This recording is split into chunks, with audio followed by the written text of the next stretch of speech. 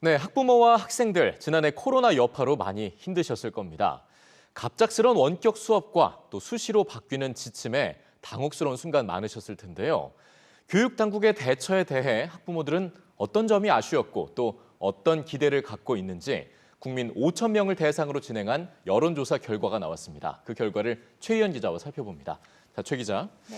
자, 지난해 쉽지 않은 해였습니다. 일단은 사상 초유의 온라인 개학이 있었고요. 또 자리 잡아 보이는 원격 수업까지.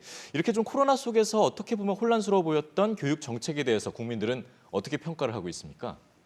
네, 한국교육개발원이 지난해 국민 5천 명을 대상으로 코로나19 상황 속에서 교육 영역에 대해 정부 대응이 어땠는지 물었습니다. 표를 보실까요?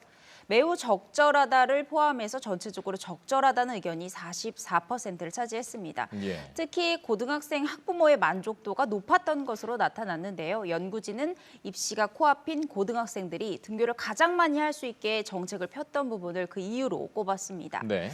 또 코로나 팬데믹 상황처럼 국가 위기 상황이 발생하면 교육 영역에서 정부가 어떤 걸 우선해야 하냐 이렇게 물었습니다. 이번에는 학생 학습 유지의 필요성에 가장 많은 사람들이 공감을 했고요. 그러니까 학생들이 평소와 비슷하게 공부할 수 있는 환경을 만들어줘야 한다는 겁니다. 또 취약계층 학생에 대한 지원이 필요하다 이런 의견이 뒤를 이었습니다. 네, 그러니까 국가적인 위기 상황에 대한 공감대가 분명히 좀 있었던 걸로 보여지고요.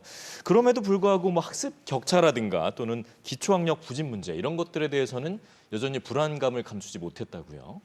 네, 맞습니다. 이제 학습 격차가 벌어진다 이런 우려가 굉장히 컸는데요. 실제 지난해 모의평가 등에서도 상위권은 곤고한데 중위권이 사라졌다 이런 논란이 계속되기도 했습니다. 예. 또 기초학력 부진 문제도 심화됐고요. 정부가 올해 업무보고에서 관련 대책을 만들겠다 이렇게 공표하기도 했습니다.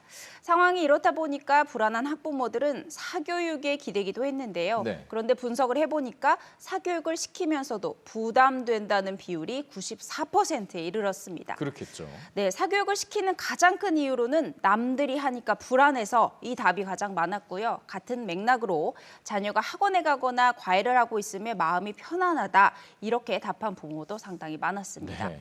네, 그래서 이번엔 그 부담되는 사교육비 경감 효과가 큰 정책이 무엇이냐 이렇게 물었습니다. 표를 다시 한번 보실까요? 가장 도움이 되는 정책으로 EBS 수능 연계 정책을 꼽았고요. 두 번째는 대입 전형 단순화, 세 번째는 EBS 강의가 꼽혔습니다. 예. 어떤 의미인지 연구 책임자 인터뷰 한번 들어보시죠.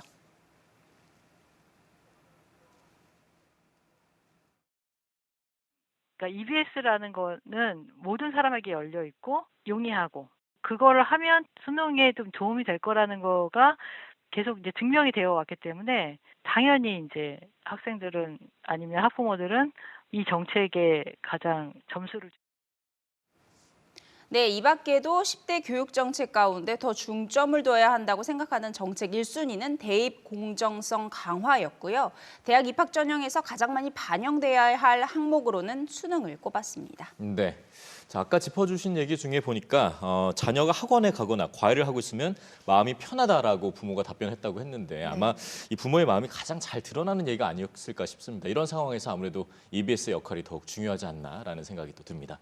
네, 최희연 기자 수고했습니다. 네, 앞으로 전문대학에서도 석사 학위를 받을 수 있는 길이 열립니다. 교육부는 오늘 마이스터대 시범 운영 방안을 발표하고 전문대학 가운데 마이스터대 5곳을 선정해 학교마다 20억 원씩 지원하겠다고 밝혔습니다.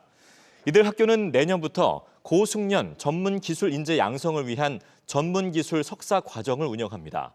또 학과 전체 교원의 60%를 산업체 경력 7년 이상의 현장 전문가로 구성해 학생들에게 전문 기술을 전수할 계획입니다.